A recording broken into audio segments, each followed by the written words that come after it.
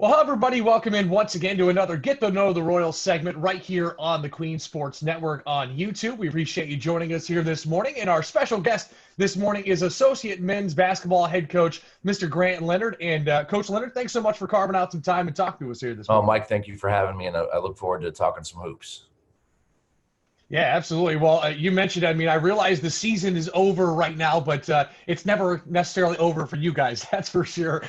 You're in the midst of wrapping up your eighth season as a part of this program here at Queens. So first, before we talk about what you did prior to Queens, I would just love to know how you ended up becoming a part of this program and what has kept you here for those 8 years and obviously going on into 9 now. Well, first, I met Coach Lundy on the road when I was at my last school, Payne College, and Coach Lundy was at North Texas, and we were fortunate enough to cross paths on the recruiting trail and talked a little bit about his past experience at Queens while we were there. And I'll be honest, we didn't stay in touch great, but I think when he got the Queens job, he inquired about who was really doing well in recruiting in the Southeast region. And my name had popped up a few times from a few people he trusted, and we connected from there.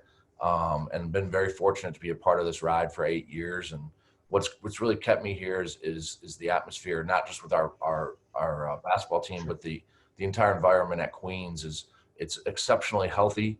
The athletes have an unbelievable experience, and the quality of that experience gives everyone. It's just a hard place to leave. Charlotte's a wonderful place. Queens is a wonderful place, Yeah. and we have a great group of guys. Well, you mentioned it, and I think that was one thing. And I know when I interviewed for my job, Coach Lundy was one of the guys I talked to, and I had, funny enough, met Coach Lundy back in 2018 at the Elite Eight, and weirdly enough, he remembered my press conference questions that I had with him. But I think the biggest thing for me was listening to all the coaches and the administration and how many people, whether they had been here for forever or left and came back, just how many of them preached about the culture and how much they loved it here at Queens. And obviously, I know you're doing the same in what you just said to us here a moment ago. So that's always nice to hear when you hear that kind of reiterating on how good of a place it is and what it means, not just to you guys, but what it means to the student athletes and their growth as human beings. Yeah, it's I've been fortunate enough to work at 6 schools and been coaching now college basketball for 16 years. And so half of it now has been at Queens, but I'll just say I haven't been a place that's as special as here, and I'm very fortunate to be here. Now, Coach, where are you originally from in the U.S.? Are you from the Southeast originally? I was born in the Chicago suburbs, and then my middle school and high school careers was in Milwaukee, Wisconsin. So I claim Wisconsin. Okay. Huge Packer fan, Brewers, Bucks, All right. things Wisconsin. But I've been well traveled. First college job was in Maryland, then South Texas, then Florida, then Georgia, now here. So I've been all over, but Wow. a good portion of my career has been in the Southeast, and it's probably somewhere where I'll stay for the rest of my career. Fair enough. Well, you're a graduate from William Penn University in Iowa. You're a two-time All-Region player, two-time All-Conference. Can you tell us a little bit about your college playing experience and what you learned when you became a coach? I realize that's always an interesting transition between being a player and a coach, but can you tell us a little bit about your college playing experience? Well, it is kind of similar to my coaching experience. It started off with failure. I went to University of Wisconsin Oshkosh and ended up transferring, going junior college, and then went to William Penn. And I actually wasn't an all-conference player, but I was an academic all-region and all-conference. But either way, it's still great experience for me. But most importantly, what I learned is how to pick myself up and dust myself off and keep trying. Because if you have goals, you're going to experience some failure. Sure. Well, and that's one thing that I always love hearing. It's not always about being successful in sports, because let's be honest, in most sports, you're going to fail more than you're actually going to be successful. And, listening to coaches and even former players in the alumni spotlight interviews I've been able to do, that's been always kind of a common theme of learning from your experiences in your playing days is the kind of failure that you come across, and how do you move past that? Because there are some people that don't move past it, but to be successful in this life, obviously you have to understand that not everything is going to be perfect, and you got to move past it. So interesting to hear that that's the case for you as well. I guess my question is, what would be the biggest adjustment then from going from being a player to a coach? What's the key area that you said, yeah, this has got to be a little bit different from when I was playing? Well, I think as all young coaches, you have this hubris of what coaching is going to be. You're going to be Coach K, and you're going to draw up these plays, and you're going to do all these amazing things, and you start to figure out it's more about the daily experience and what you have to do task daily. I think the hugest transition for me was to become a good coach. It had nothing to do with whether I could make baskets as a player. It has everything to do with how do I help our players every day try and get better, and that pour yourself into them is when you become a great coach. It has nothing to do whether you are an All-American in college, an All-League player, or a manager. If you pour yourself into your players and their experience, they will completely buy into you. And I think it took me probably a good 7-8 years before I truly figured that out. And maybe a little bit less, but when it became not about me and about them is when I think that I started to truly experience success as a coach. Gotcha. Well, you mentioned your coaching career and how you've been kind of all over the place, and going into almost 15 years now of experience. I mean, 16 years, I should say. You've been to 5 different schools. It's brought you all across all 3 different divisions of the NCAA. What is it about the Division II level that's been most intriguing to you? Probably, because at the Division I level it is very businesslike, Sure. and that's not to knock it. It's obviously the most popular brand of basketball maybe on the planet. The March Madness is, but Division II has, even though the quality of basketball is just as high, what you don't have is to where it's a complete business side of it, and it's super cutthroat. So we've been given the time here to really build a program, and now that we have that, I think that we're entrenched and ingrained and have a culture here. But at some other schools, maybe we wouldn't have got that chance because of the business side of it. It's about producing revenue and money, and the turnover is way faster and way higher. Well, I mean, you mentioned it, kind of that business aspect, and maybe a little bit more freedom of being just a normal coach here at the Division II level. I'd be remiss in saying that you aren't one heck of a recruiter. I mean, you had 17 guys garnering all conference before this season, including 2 All-Americans in Todd Withers and Sean Willett a couple of seasons ago. For those that don't really understand what it takes, can you explain a little bit about the recruiting process and all the hard work that goes into it? I realize we may not have enough time to talk about all the work that goes into it, but can you just kind of give somebody, someone who doesn't necessarily understand all that it takes, kind of that general rundown of what it is you do on a daily basis? Well, first, and I want to make sure that this is, stated emphatically, is that recruiting is a team effort, and each staff and each team has a different dynamic in how they work, and ours has happened to be very successful. And so, from whether it's our players to our other assistants to Coach Lundy, it has to work as a cohesive unit. And my role here a lot of times is to go out and identify which players we want, and we always joke that we don't hunt with buckshot and just shoot out a bunch of offers and see who comes in. Like, we really focus in on 1 or 2 guys and pour everything we can into those guys and make sure they understand what we're going to try to do for them. But the entire process from us recruiting them to the visit to them making the decision, and then once they get here, and then keeping them and developing them, that's the entire process for us. And I think the most important part of us is we're trying to identify guys who fit Queens culture, the campus culture and community, along with our culture. And then when they get here for their visit, and then beyond, after they're making their decision and then come to campus, all of it is a part of it. And when you get a guy like Sean Willett, for instance, when he got here, he was kind of our 9th man. By the end of his junior year, he was kind of our 6th or 7th man. And then the next year he was, unanimous region player of the year, conference player of the year, first team All-American. And it takes the entire Queens community to make that happen. Yeah, no, absolutely. And, I kind of hark back on what you were saying in terms of the shotgun approach and kind of that buckshot idea of, I feel like not only does that one allow you to keep some sanity in terms of all the people you're trying to corral, but it also, I feel like, speaks to the kind of community that you guys and the kind of culture you guys are building here or have built here at Queens in terms of making sure that when people come here, they know that they're going to be taken care of. They're not just another number. They're a part of this team, whether they play every single minute or if they're on the bench and rooting on their team, they're still a part of this program, and their development is obviously first and foremost in your mind. Yeah, and like we have guys on our roster like AJ McKee. I think Coach Lundy and I identified him early in his sophomore year in high school, and we waded through a lot of stuff with AJ. He got a UMass offer and a few other Division I offers, and we stuck with him, and he ended up deciding this was home for him. We have a couple like BJ McLaurin, who's going to start.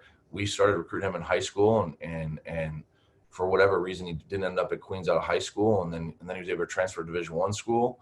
But we just keep the relationship, and it's a lifetime deal for us. So when you decide to be a part of our family, it's forever. And I think those guys really understand that, and that's just a few examples of what's been successful for us here. Sure. Let me ask you this. Obviously, the basketball is a big part of it, but what other abilities are you looking for, maybe off the court, in a recruit that you guys are trying to bring on campus? I know, obviously, you have a culture you're trying to keep intact and stuff like that. So what kind of personality things, or I guess just in general, kind of as a human being, what are you looking for out of a player when they come here to Queens? Well, that's a good question. We'll talk about a few things. First of all, I think as Coach Lundy and I have been together, we've really started to understand that you can win games with talented players, but to win championships at the highest level, character has to come first.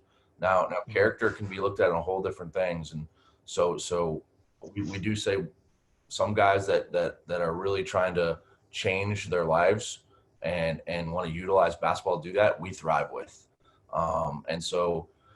But character can be found in so many ways. Sometimes guys that are kind of on their second chance, but they know this has to be their last chance. That also can be good. Now not guys that do risky things off the court. That's not what we're talking about.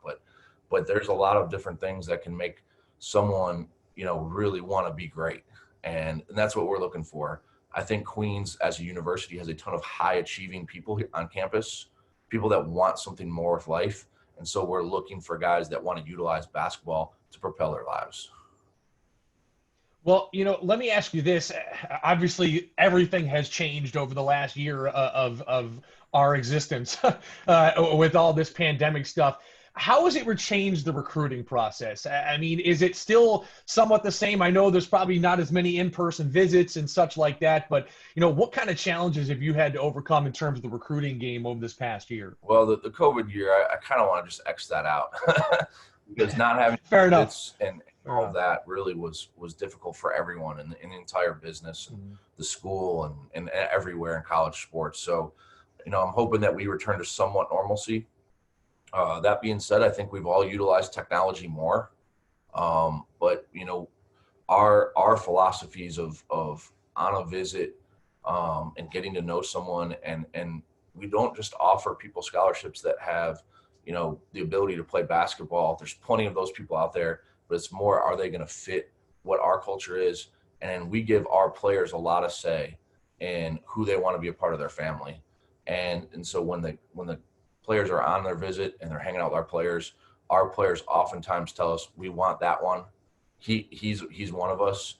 And then there's times they say, hey coach, like, I think we can wait for another one.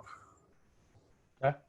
Fair enough. I mean, I guess to have that kind of intelligent input from your team is another little added bonus in terms of what you guys have discovered here and built that culture. I know you've mentioned that a couple of times.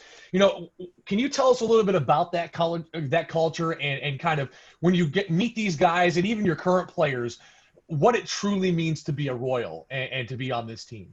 Well, I mean, especially as guys are in our program, we want them to have ownership in what's going on. And so our doors are always open for them to come up, not just to talk about basketball, whether their body's hurt, how much, because they know what the normal practice load is. We call it Groundhog Day. Same day happens over and over. Yeah, sure. And so we want them to have input in what's going on and understand the guys that have been here know what it takes to win a championship. So they understand what they need. And then there's times they talk to us like, hey, coach, like, we're really sore today. Like, can we go no contact today? And there's times we go through that with them. And that's the same with the recruiting process. They know who's going to be successful here because they're in it. So we want to give them input on who they want to be in there with them. And when you take it all about, we're looking for guys who are going to live and breathe the process of getting 1% better every day. And when someone comes on their visit and they're not about the process and they're about, hey, the city, having fun, well, that's what they're going to be about when they get here. And our guys can smell that out really quick because the player, the recruit, is going to be more upfront about that to the players than they will be about us. So sure. we value that information because you're in a major metropolitan city and one of the fastest growing cities in America. So if someone wants to find something to do every night, they can. But guys that really are trying to get better in basketball, that they're not worried about that. That's tertiary or quaternary decisions. They're worried about school and basketball, and that's what we're looking for.